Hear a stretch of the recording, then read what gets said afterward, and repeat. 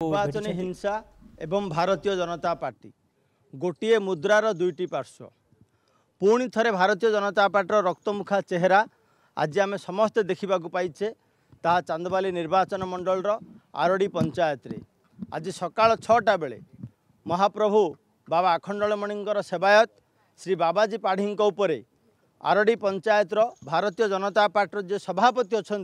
कालिया पाढ़ी एवं तांको सहित अन्य सहयोगी माने देवदत्त पाढ़ी शंकरषण पाढ़ी पंचानन पाढ़ी जो माने कि समस्ते भारतीय जनता पार्टी जड़े जड़े सदस्य आज मरणांतक आक्रमण करिसेंती एवं धमक देइछंती जे 2024 निर्वाचन रे तुम्हें भारतीय जनता पार्टी पे साहाय्य करबा पई बाध्य।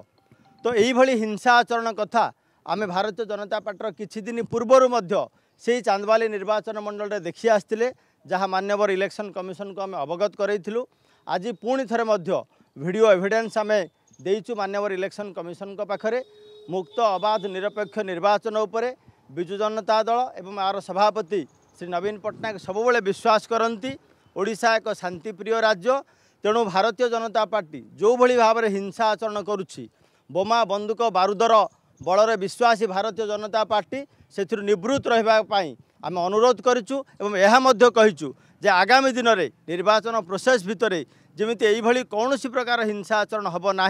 तापर सठिक पदक्षेप निया आवश्यक रही एवं यह समस्त ओडिशावासी आम अनुरोध करके आसचु से विजु जनता दल डेलीगेशन टीम आम बर्तमान भेटी धन्यवाद। निश्चित भाव में मान्यवर इलेक्शन कमिशन को ऊपर आमर समस्त भरोसा अच्छी प्रत्येक कथार से तदंत करी तार निर्यास उपर पहुँचे। आपण माने सीओ को भेटी बीजेडी टीम एवं फेराद होती भारतीय जनता पार्टी जो गुंडागर्दी जो बड़ी विशृंखलित आचरण ता विरुद्ध रे फेराद होती सीओ को।